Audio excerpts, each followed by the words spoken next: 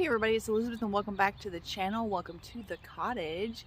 So, I'm gonna get these bulbs in the ground finally. It's a few days after that last video where I dug these up at the old property. So, which I'm trying to get into the hang of calling our house in the country because that sounds so fun. Anyway, so I've got 3 buckets. I'm gonna do one in this bed and one in that bed over there. These are both the front of the house. I'm going to do one in this side that runs along the side over here that you can't see. So because it is cold and I actually don't feel very well today, and of course there's traffic, this is probably going to be mostly watch and enjoy the music, and I'll show you what it looks like whenever I'm done.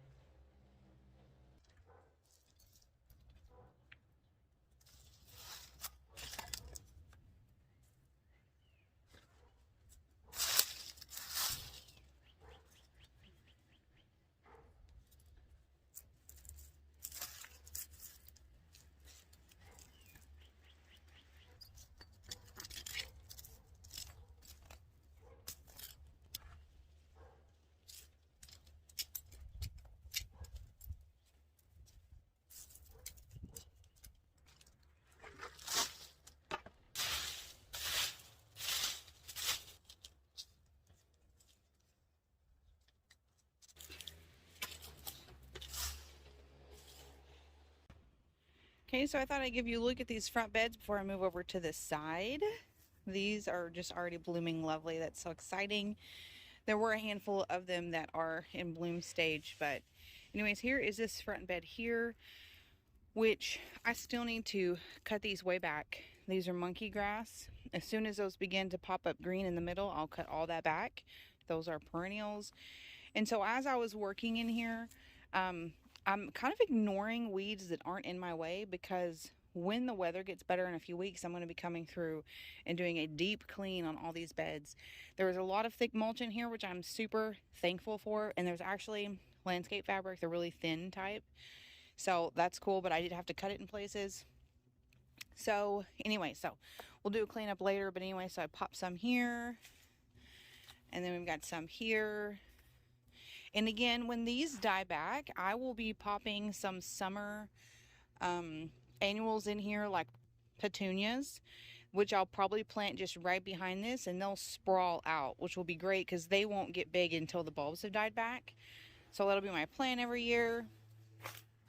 This guy's big enough I couldn't put any here, so I did some around the front sidewalk, which is lovely. I didn't know if I was going to have enough to do that, but I actually had more than enough. So now we've got some lining the sidewalk on both sides. Very, very cute. Can't wait till they're all blooming. And then I did a little circle of 3 here. This guy, now that it's coming back to life, I really need to deadhead that. I put 3 smaller ones in here so you can barely see them, but eventually they'll grow up. And then in this little pocket here, I've got 4 or 5. They're budding up, getting ready to bloom. That's going to be nice. And then here's where I started, had a bigger pocket here. I'm pretty sure these are wild onions I dug up, but who cares? They're green. So I went ahead and planted them. And so that's lovely there. I love these. Look how beautiful. Okay, so now I'm going to start on this side here, but what I wanted to show you guys before I started is we've got all this space here. I'm pretty sure the majority of this right here is deep shade. And I plan on doing lots of shade-loving plants here. But when you get here and the rest of the way down, there's bulbs. These are either lilies or gladiolas, but they're popping up all over. We've got a bloomer right here. Lovely. Love that. Connor just brought the puppy out. Make sure you use the command words because she's still learning. And then we've got these, which I think these are naked lady lilies because we have some of those at the other house.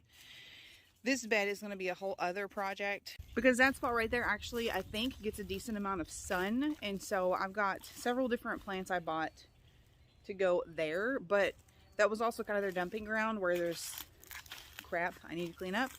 So having said all of that, I think all of these daffs that I have, I'm going to skip this section here that's wide open because I already have in the house, I bought some bulb hostas and I got like 7 or 8.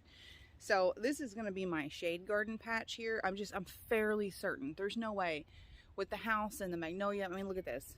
There's not really much gap there. The most sun this would get would be a little bit this time of day and a little bit from this way. And so what we're going to do is we're going to do the daffs over here in this corner. We've got a fairly big spot around a shrub and a rose, and there's 1 or 2 monkey grass down here. So I'm going to fill that in, and it will definitely get more sun than back there. So if I can fit them all here, I will. Oh, a droopy guy.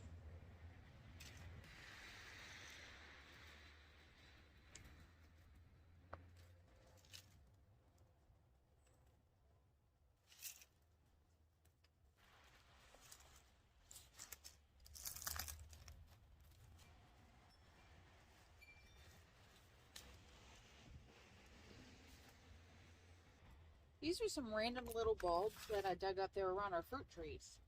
And I know these 2 are tulips, which I'm surprised that they overwintered at all. And this is a gladiola. So I'm going to go ahead and just pop them out. I don't know what this little guy is. It's real tiny.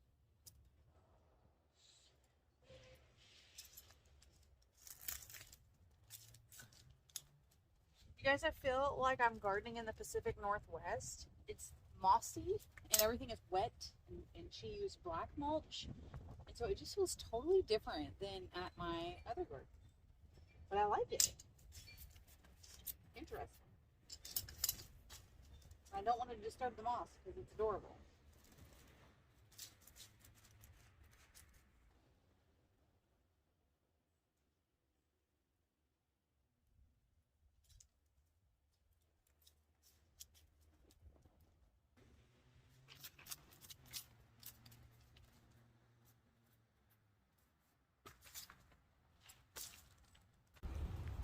So here's what this little arrangement looks like. I'm really happy with this. This is another monkey grass. It's just way smaller. And this one is bigger here. So that'll be nice kind of planting around that. I feel like I'm planting it just the right time because the bulbs that were already here are coming up. And so I feel like so far I've not dug up any other bulbs by accident. So that's great. So I've got all these here. And then if these guys back here come up, it'll be a glad right in the middle with 2 tulips and this weird little other bulb. So that'll be interesting. And this is another one of those shrubs like these that I've got to hard prune. So it'll be much lower. And you typically do prune those way back in the winter or fall or in like late spring. So that should give that glad enough sunlight, hopefully, to survive there. So I decided while we're out here having all this bulb fun, I would go ahead and do a few other things. They're down there on the ground. Let me show them to you. What is that on my shirt?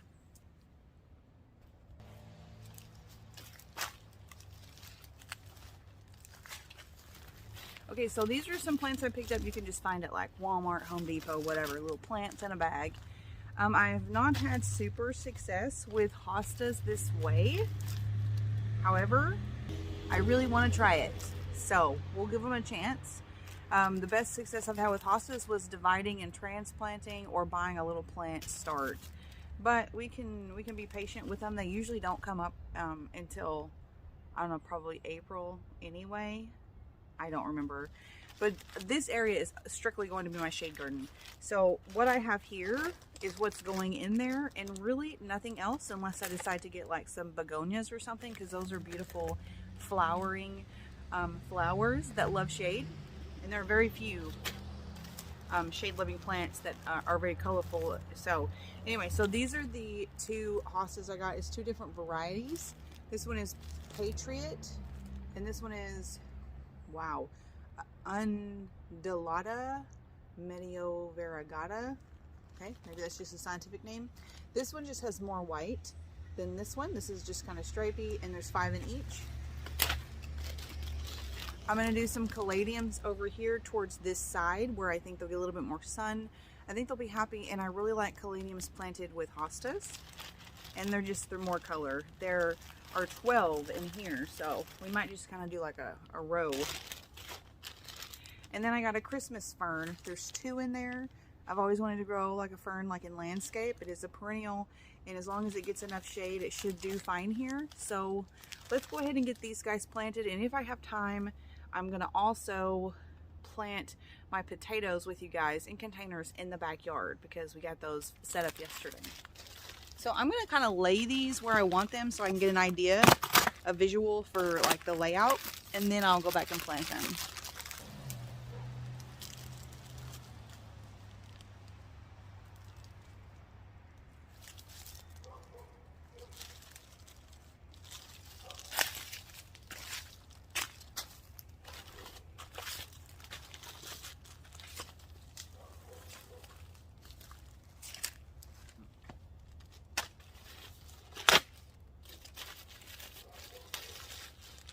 Wow, look at this. Already starting to sprout in the bag. Never seen that. Must have been a little warm where they were.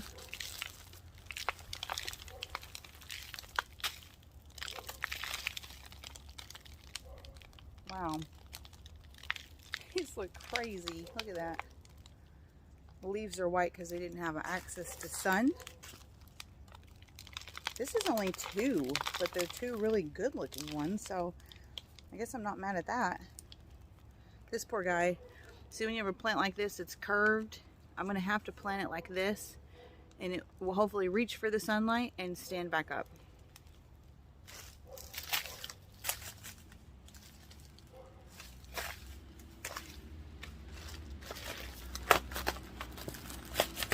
This is why it's good to plan before, because you might not actually get 5 like the package says.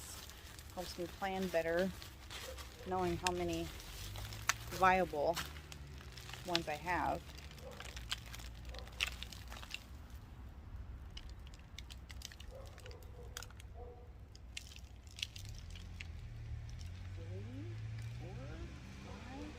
And see, in this one I got 6. How weird is that? No, 7. 1, 2, 3, 4, 5, 6, 7. And just 2 of those. How can I do that? That looks good.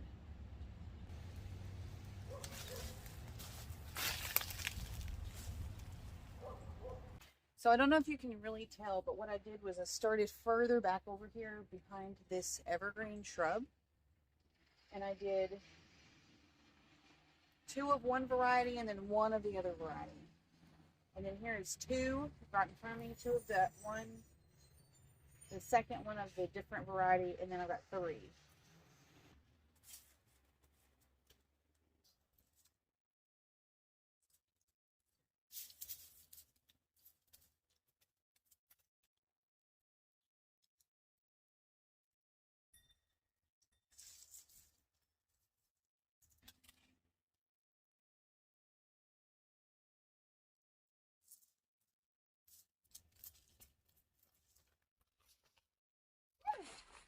Oh.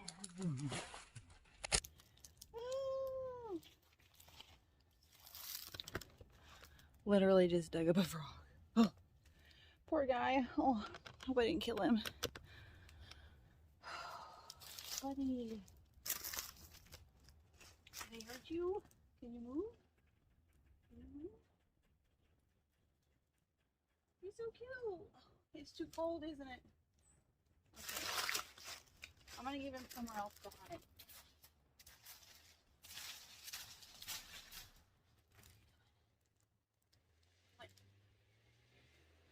Oh. See? See the guy? See the guy? Right there. Okay. I won't go over there. Ooh.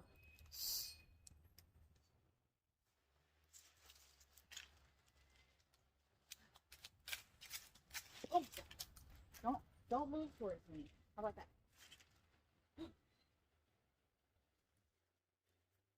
Oh.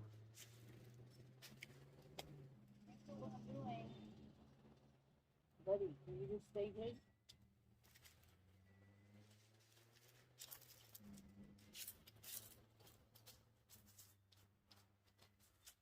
All right, 2 more to go.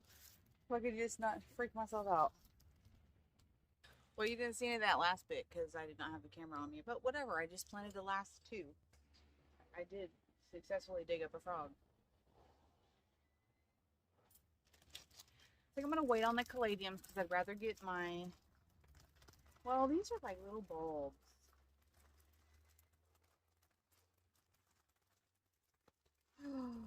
Oh, caladiums. There's 12 in here. I would love some by the front door too. Let's just see. Yeah, these are just like this, little dirt balls. Okay, well, I think I'll just go around really quick off camera and just plop these in some places.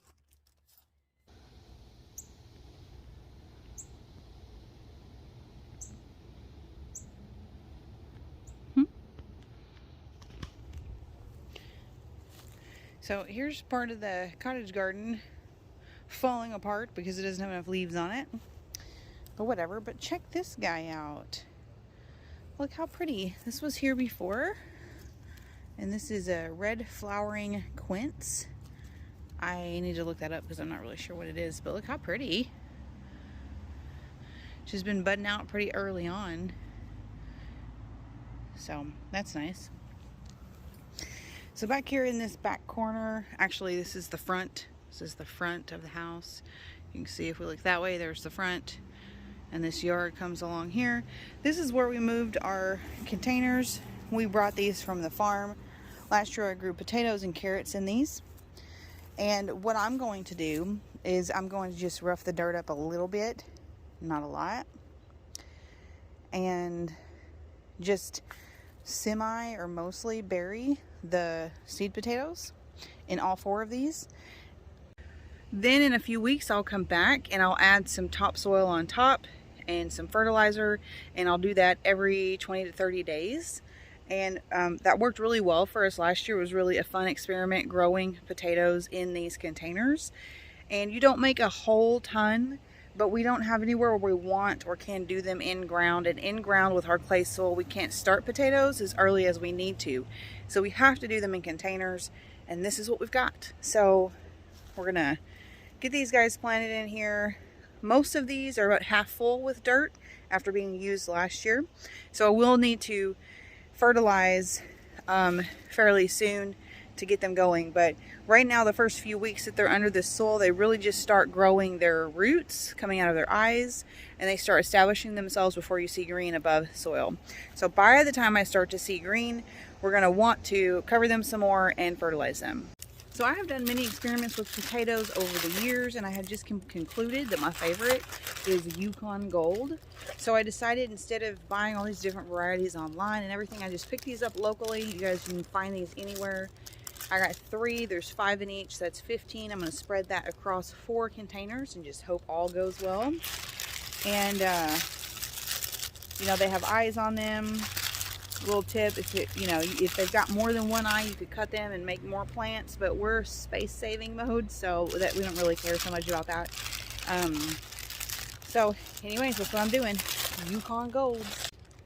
Oh, and if we want to keep up with the well, I don't guess we can keep up with the pounds, but we can say we started with 15 seed potatoes equals X amount of pounds of growing potatoes. So I'm going to add that to my calendar and make a note to come back at the end of the season, let you guys know how much we got off of this. And you should definitely try this with us if you're new to growing potatoes. Even if you just have like one 5-gallon bucket, you could do that. Or they even make the fabric grow bags that are 5 to 10 gallons you can find on Amazon, that are great for growing potatoes, even in small spaces.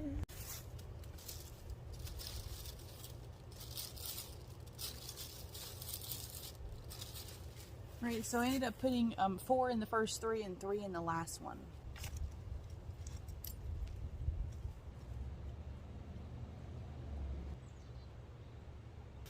And if you're new to the channel and you don't know, these tubs do have a lot of holes drilled in the bottom for proper drainage. We did that the first year we used them. Well, I think it's going to be it, you guys. Thanks for stopping by and watching my gardening shenanigans. And I hope that you guys have a wonderful day wherever you are. I hope your dog doesn't poop on your pool deck. And get some bulbs going. Now is the time.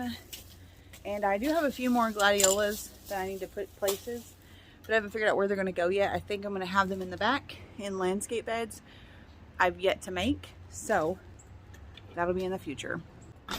Anyways, I hope you guys have a wonderful day. Stay safe, stay happy. Love you guys.